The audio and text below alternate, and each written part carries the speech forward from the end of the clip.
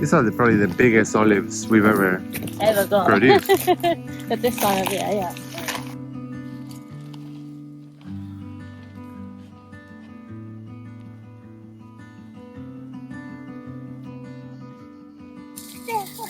I think we have to pick them now before they get... Want to eat one? They're a bit hard. That one. Good job, Santi. This one. Get it. Whoa, well done. Oh. You missed.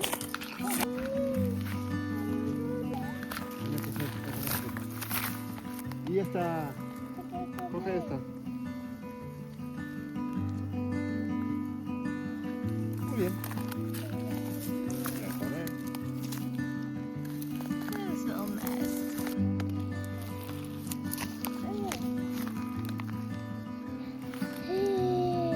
Is it nice, Santi? Yeah, you sure? It's a bit hard, isn't it?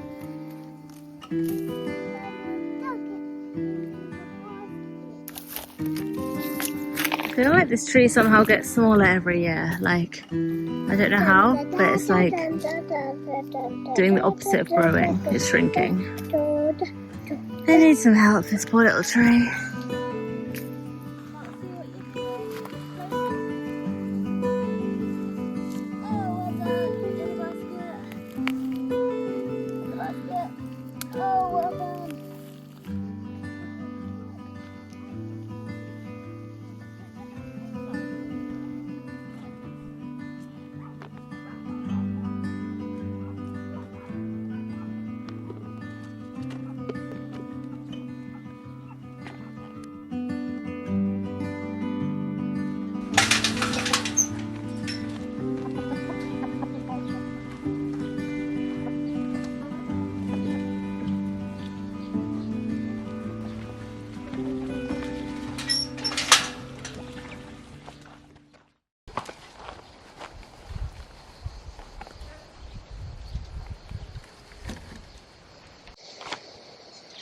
Where's the fork? You're gonna want gloves. Right, it's time to harvest. Can you see me? It's time to harvest the last 2 rows of potatoes. We have the potato party on Saturday in 4 days' time, so I would like to get all of these potatoes out of the ground and see what I've got to cook with. I've actually made my money back already on the potatoes this year. I've sold enough to cover the cost of the seed potatoes, which was kind of a little goal I had, so that's good. Right, it has got very, very overgrown here. I don't know, I'm not quite sure what the ground's going to be like. Bindweed out of the way. Here you can see the potato plants totally died back.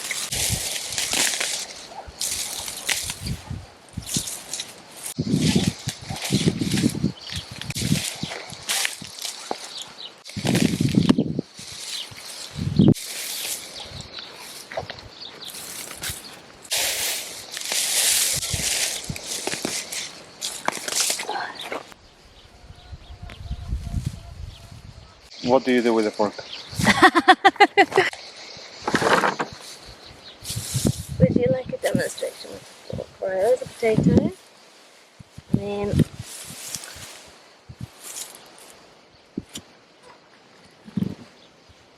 yeah, the ground's not as wet, as damp here as it was over there with the other potatoes. But yeah, don't go too close to the root. More in danger. There'll also be like potentially some over here at the sides. Wow, there's loads in here. Whoa, look at that.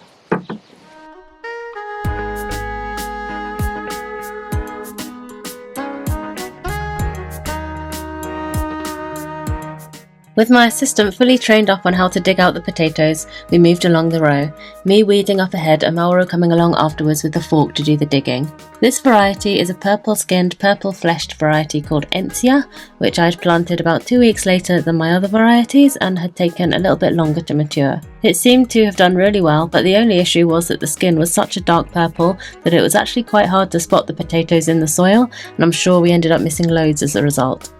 One thing I learned recently is that it's common in Spain to plant a second crop of potatoes in August, which gives you time before any serious frosts to get another harvest in November or December. There are a couple of varieties commonly sown this way, the Vivaldi and the Condor, both available as seed potatoes on a range of online stores here in Spain, but unfortunately not at this time of year. It seems I would have had to order them back in February with my other seed potatoes if I wanted to get my hands on them, so maybe I will try that next year, but for now at least I have plenty of potatoes from my main summer harvest. Oh, that is Look at big. that Yeah, huge chunks there. That is one of the biggest. Yes. Ay, hulud. Whoa! And you managed not to cut him in half with your fork. Well done. Alright, let's find a nice place for you to live. Look at this tomato. It fell down from its trellis and it was trying to root in the ground. Look at that. Every single little bump on tomato stems is actually future roots. So, I mean, I pulled it out because I was weeding, but maybe I should have left it and maybe we would have got like a monster tomato plant that just would have been enormous. Yeah, I don't know what to do with this now. It's completely flopped over. And basil doing well in here in the shade of the tomatoes. And then this stick marks where I put in a different variety, and this was actually like a super late variety. It flowered really late and it's not even fully died back yet, so we're going to leave these ones to mature a bit more. Wow, we're getting some massive ones here. Look at that. What is this? Is that ant damage, do we think? All those little holes? Mauro and I continued working our way along the 2 rows. It's not often we get a chance to work together like this, but over the last few weeks Santi has actually been going to summer school in the mornings and he's been really enjoying it. Here in Spain it's common to send children to full-time school at age 2 or 3, and most schools accommodate those ages. Of course, it's more like a playgroup at that age, but the kids are integrated into the school environment in the same building. They have their own classroom, their class, their teacher, and they follow the school routine. Santi has settled in so well at the summer school, much better than I would have expected actually, and he will be going full-time from October this year, which is very weird to think about, but seeing him bound out of the school doors so happy and full of energy every day and full of stories to tell us makes us think that it's the right thing for him, and I can't wait to see him thrive there. But for now, Mauro and I just have a few hours in the mornings, and although we usually end up focusing on different jobs during this time, now and then it's nice to join up and tackle something together, and we both actually had a lot of fun this morning doing the potatoes.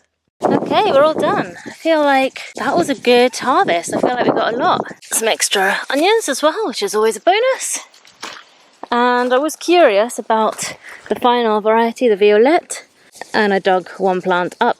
And yeah, they're way too small, so I'm definitely going to leave the rest of the plants a little bit longer, which is a shame. I was really hoping to get the potatoes all done, but it's actually good to have a bit more of a staggered harvest. So yeah, we'll eat these ones, see what they're like. And then these plants, I'll leave them in the ground until they totally die back. Alright, I've just collected up all the potatoes, and this is what we got.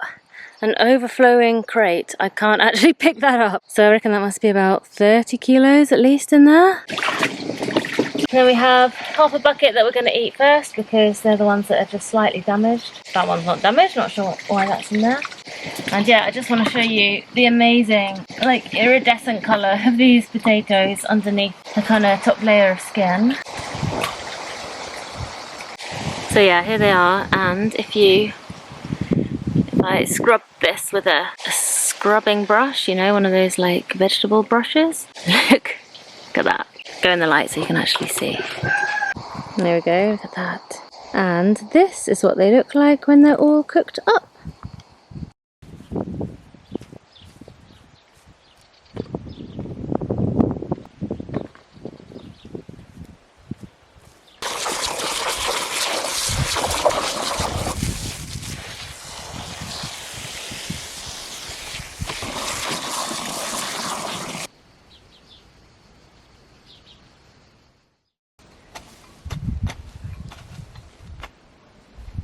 Mauro bought me a new rake, so I'm just going through, picking out the biggest like clumps of bindweed, roots, looking for any remaining potatoes, but I think he's done a pretty good job actually.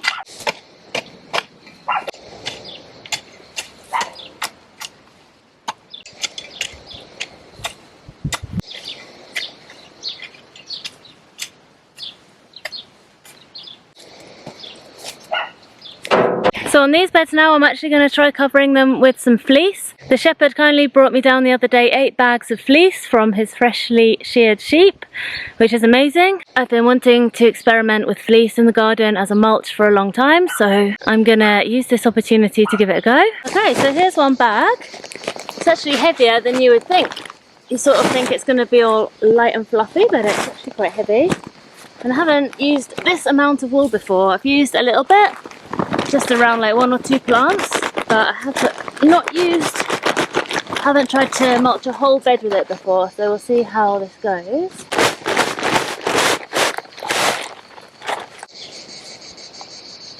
Isn't that amazing? I absolutely love wool. Like, you know, for spinning and knitting and stuff, I love all of that stuff, so it's super cool to work with wool in the garden as well.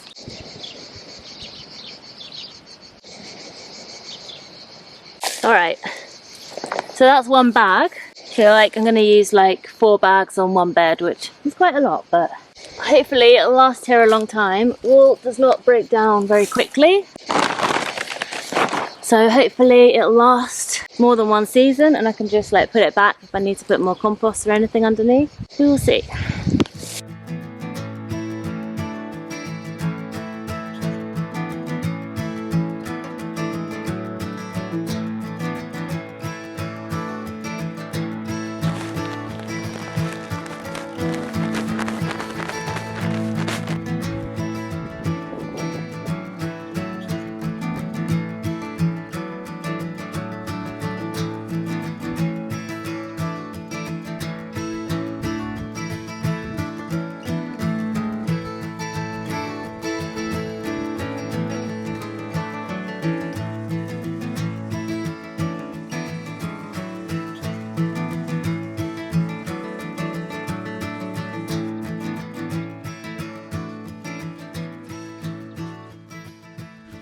Alright, so the reason I'm putting this exudation line on top of the fleece and not underneath it is because I'm using it more like a micro aspersion kind of thing. It's got lots of little slits in it and it's actually like sprinkling, because exudation tape doesn't work that well for me.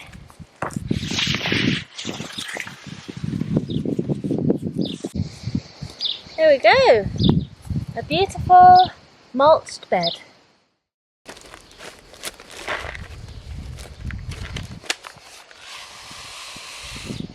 So I'm just making up kind of a crazy mix of seeds here out of everything in this box, because I've had really bad germination rates from everything in this box. This is like my box of seeds from like 4 years ago, and I think it's just been exposed to too many temperature extremes for 1 year. I left it near the fire, so that probably wasn't good for it. So I'm basically just mixing up anything that might manage to get like a cycle in before the frosts, anything that might germinate now, and I'm going to plant it as a bit of a chaos garden in one of these rows that I've just prepared.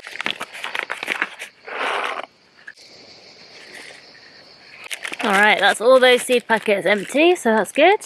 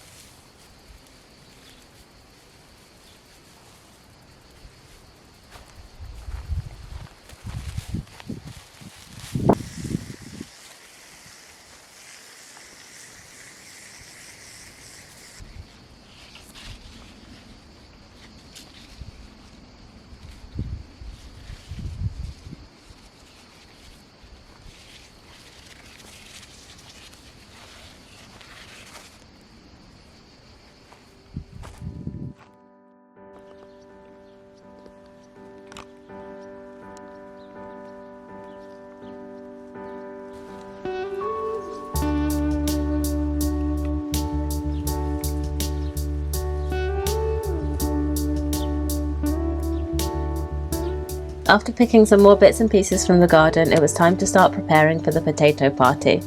I absolutely love hosting these parties, and it gives me a great opportunity to use up lots of stuff from the garden, which of course is very badly planned, and I always end up with too much of stuff that I don't need and not enough of the things that I actually need. It's also a good chance to try out new recipes, and people tend to bring things as well, which is really nice, and just have a nice time with friends, which is what it's all about. In the long term, I would love to make one of these events happen every month, but this year I'm just aiming for 4.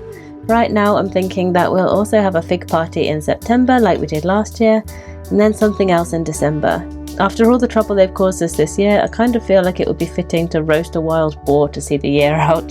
Who knows, maybe we can get our hands on one during the hunting season. Anyway, this party was officially celebrating potatoes, but courgettes of course also featured heavily, as anyone who's ever grown courgettes will understand. Cooking was all a bit chaotic, but also quite simple. I just roasted the potatoes with salt and olive oil so people could try the different varieties, and I also made courgette and potato fritters, some dips, grilled courgettes, a courgette cake, tomato salad, and a big preserved lemon, chickpea and potato curry.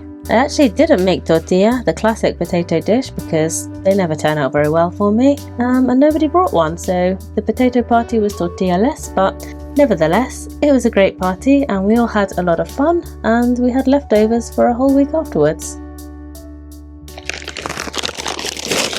Okay, I only have 2 bags of wool left, which means I used 6 on that bed. I thought I used 5, but I can only find 2 more bags, so I must have used 6.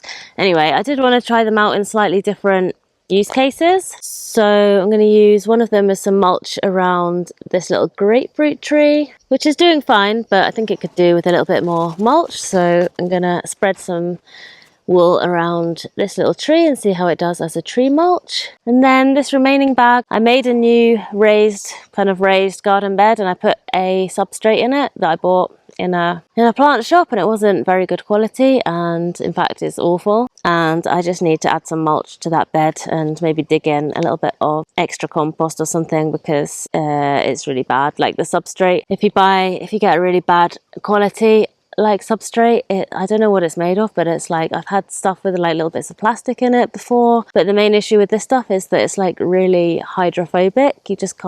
You can't really water it, like the water just sits on the surface. And I feel like that's a common thing that I've had quite a few times with like bad quality substrate. You've got to really mix it in with other stuff, and then at that point it's like, is it even worth buying it? Anyway, we're going to see what we can do with that bed, because it is a lovely shaded spot and it would be a great bed to plant some of our autumn winter veggies in right now in the heat of summer. So let's go and do that.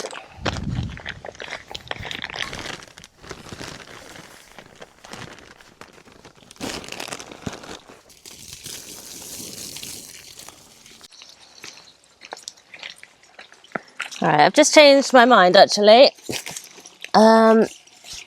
Although this bed would be probably nice and shady now in summer, I think very soon it would become too shady for veggies. So I'm going to try planting an avocado tree here. See what I mean about it being hard to properly like water this soil? That's just dust under there. The water's just washed off.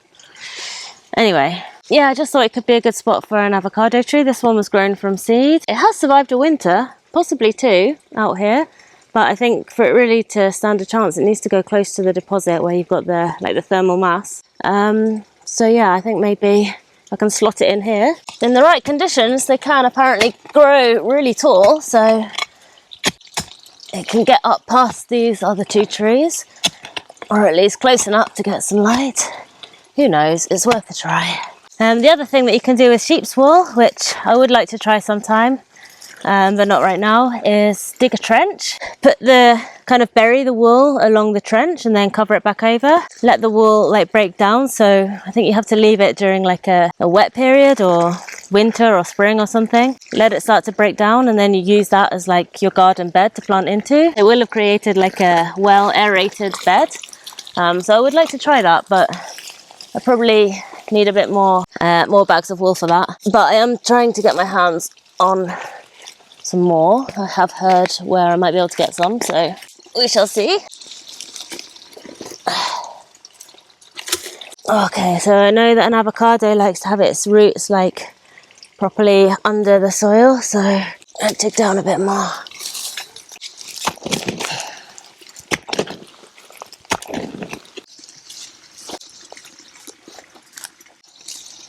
Okay.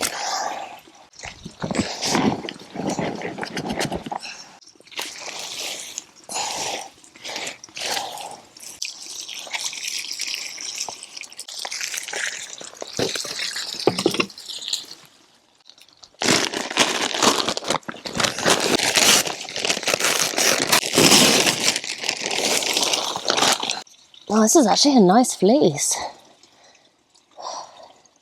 It smells so good as well, like so sheepy, if you like that sort of smell. Anyway, I think we'll leave it there for this video. Thank you for watching. It means a lot, and thank you, and we'll see you in the next one.